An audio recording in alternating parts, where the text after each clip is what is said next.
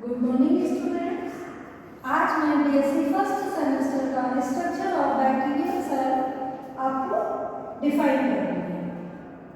आपको पता है बैक्टीरिया एक प्रोकैरियोटिक सेल है और बैक्टीरिया के प्रोकैरियोटिक सेल में क्यों रखा गया है? क्योंकि इसमें ट्रू न्यूक्लियाई प्रेजेंट नहीं होता है। आप देख रहे हैं इसका स्ट्रक्चर, जिसपे आउटर लेयर स्लाइम लेयर जो है समटाइम्स ये कैप्सूल वॉल में कन्वर्ट हो जाता है। कैप्सूल वॉल मैकेनिकल स्ट्रेंथ देता है बैक्टीरियल सेल। नेक्स्ट इसके बाद सेल वॉल पाई जाती है। सेल वॉल जो है वो पेप्टिडोग्लाइकेन की बनी होती है और साथ ही साथ इस पे लिपिड भी प्रेजेंट होता है। इसके बाद इनर मेम्ब्रेन जो कि साइटोप्लाज्मिक मेम्ब्रेन होती है,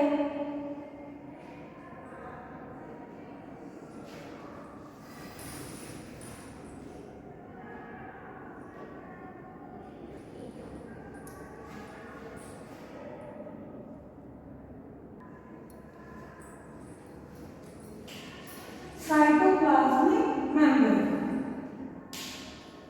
ये जो वैक्यूल जैसे दिख रहे हैं ये ग्रेन्यूल है, poly beta hydroxy butyric acid granule है। इसके बाद मेटाफॉस्फेट भी पाया जाता है। ये जो ग्रेन्युलर फॉर्म में है ये साइटोप्लाज्म होता है। साइटोप्लाज्म में ये सारे जो पार्टिकल है ये पाए जाते हैं। पॉलीराइबोसोम मीन्स है कि जो राइबोसोम, ये देखिए ये जो सिंगल पार्टिकल है ये राइबोसोम है। आपको पता है राइबोसोम प्रोटीन सिंथेसिस में हेल्पफुल होते हैं और जब कई सारे राइबोसोम मिलकर एक स्ट्रक्चर बनाते हैं वो कहलाता है पॉलीराइबोसोम। यहाँ पर मैंने पहले ही बताया कि बैक्टीरियल सेल में ट्रू न्यूक्लियाई एब्सेंट होता है, तो जो ये न्यूक्लियर मटेरियल है इसको न्यूक्लियोइड कहा जाता है। इसके साथ ही साथ ये क्रोमेटोफोर है जो कि फोटोसिंथेसिस में हेल्प करता है। इसके बाद ये जो ग्रेन्यूल फॉर्म में दिख रहे हैं राइबोसोम है जो कि साइटोप्लाज्म में पूरे में आप देख रहे हैं फैले हुए पाए जा रहे हैं। इसके बाद आप देख रहे हैं पिलाई में ये जिससे पिलाई जुड़ा रहता है, अटैच रहता है, वो ये पॉइंट वो क्या कहलाता है? Basal granule of pilus. और पिलाई का कार्य क्या होता है?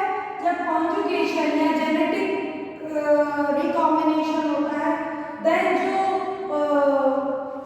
उनमें जो ट्यूब बनती है कॉन्जुगेशन ट्यूब वो इसी की हेल्प से बनती है, यानी जो जेनेटिक मटेरियल है यहाँ से ट्रांसफर होता है। इसके बाद पेरिप्लाज्मिक स्पेस आप देख रहे हैं साइटोप्लाज्मिक मेम्ब्रेन और सेल वॉल के बीच में जो स्पेस है वो पेरिप्लाज्मिक स्पेस कहलाता है। इसके साथ ही आप देख रहे हैं जो सबसे अंदर की वॉल है साइटोप्लाज्म की, जो साइटोप्लाज्म और सेल वॉल के बीच में जो एक मेम्ब्रेन है वो कई जगह इनफोल्डिंग हो गई है। तो जो ये इनफोल्डिंग होती है ये मीसोसोम कहलाती है और ये मीसोसोम में रेस्पिरेटरी एंजाइम प्रोड्यूस होते हैं जो कि बैक्टीरिया के रेस्पिरेशन में हेल्पफुल होते हैं। एक सिंगल फ्लैजला प्रेजेंट होता है अगर, तो मतलब जरूरी नहीं कि एक, मैंने पहले अभी फ्लैजिलेशन में बताया था कि फ्लैजला प्रेजेंट होते हैं पोलर एंड में, तो ये नेक्स्ट पोलर एंड है, ये एक पोलर एंड है। ओके, तो यहाँ पे मैंने एक फ्लैजला बनाकर रिप्रेजेंट किया है। फ्लैजला के नीचे जो पॉइंट होता है जिससे फ्लैजला जुड़ा होता है उसको बेसल ग्रेन्यूल ऑफ फ्लैजला कहते हैं और ये है फ्लैजला। फ्लैजला बैक्टीरिया में किसका बनाता है? फ्लैजलेट का। क्लियर? ये जो बाहर की स्लाइम लेयर है ये कई बार डिसॉल्व भी हो जाती है अपने एनवायरनमेंट के अकॉर्डिंग। तो इस तरह मैंने ये बैक्टीरियल सेल आपको बताया।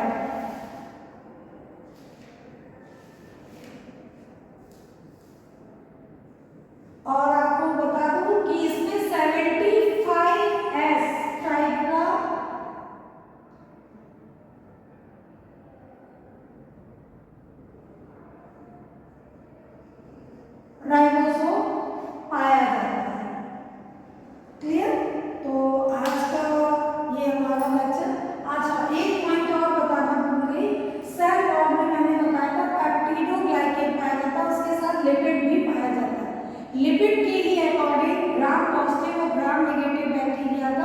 आइडेंटिफिकेशन